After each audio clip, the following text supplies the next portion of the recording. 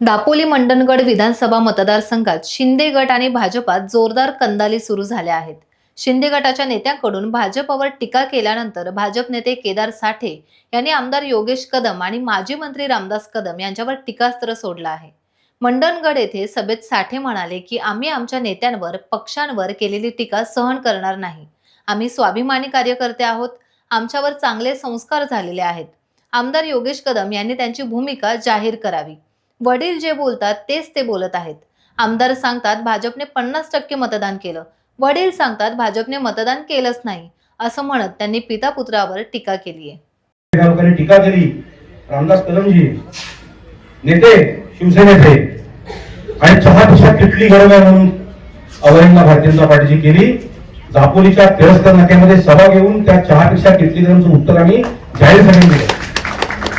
आम्ही नाही आधी वाटेत गेलो. आम्ही नाही शिवसेनेवरती टीका केली. आम्ही नाही रामदास कदमजी यांच्यावरती टीका केली ना आम्ही योगेशजींवरती टीका केली. पण तुम्ही जर का आमच्या वाटेत गेलेत आणि भारतीय जनता पार्टी नेतृत्वाचा तुम्ही अपमान केला तर आम्ही तर स्वाभिमानी कार्यकर्ते होतो.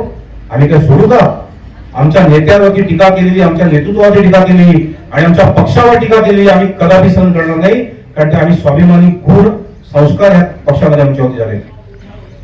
त्यानंतर पुन्हा 3 पत्रकार परिषदा झाल्या.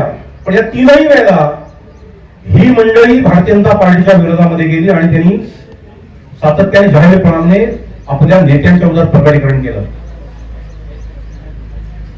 आणि त्यावेळेला मी शेवटच्या पत्रकार परिषदेमध्ये त्याला आवाहन केलं होतं की एकदा आमदार योगेशजी पण जाहीर करावं त्यांची भूमिका काय आहे. लोकांना पण कळलं पाहिजे ना. वडील जे बोलतात तेच मुलीला बोलायचं की नाही बोलायचंय, मग त्याला घ्यायचे. गेल्या 8-15 दिवसापूर्वी इथले विद्यमान आमदार योगेशजींनी 2दा प्रेस कॉन्फरन्स घेतली. प्रेस कॉन्फरन्स नाही घेतली, बाईट घेतले. आणि त्याला पहिल्यांदा साक्षात्कार झाला की केदार साठे म्हणजे भारतीय जनता पार्टी नाही. 4.5 वर्ष आमदार झाल्यानंतर त्यांना कळलं की केदार साठे म्हणजे भारतीय जनता पार्टी. साहेब हे तर मी जन्मापासून अनुभवते पक्षामध्ये. हा पक्ष कोणाचा एका दुसऱ्याचा नाहीच आहे. पहिल्यांदा आमदारांना कळलं हा पक्ष सर्वसामान्य कार्यकर्त्याचा आहे. आम्ही पण हेच सांगतोय, आम्ही कुठे रुंदा पक्ष आहे म्हणून. माझे कुटुंब माझी जबाबदारी भारतीय जनता पार्टी संस्कृतीत नाही. आमदार महोदयांनी दुसरं स्टेटमेंट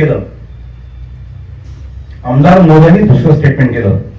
त्यांनी तो आकडेवारी सांगितली. वडील काय म्हणतात, गेल्या वेळेला भारतीय जनता पार्टीच्या एकही कार्यकर्त्याने आम्हाला मतदान केलं नाही. मॅडम गावकर मॅडम असंच बोलतात ना. आमदारांनी सांगितलं 50% जास्त मतं भारतीय जनता पार्टीची मिळाली. आम्ही पण हेच सांगितलं. आम्ही एवढा तुम्हाला विरोध का केला? बरं विरोध काय लपून छपून नाही हो केला. टाइम्स डिजिटलला लाईक करा, शेअर करा, सबस्क्राईब करा आणि बेल आयकॉन दाबायला विसरू नका. Times digital.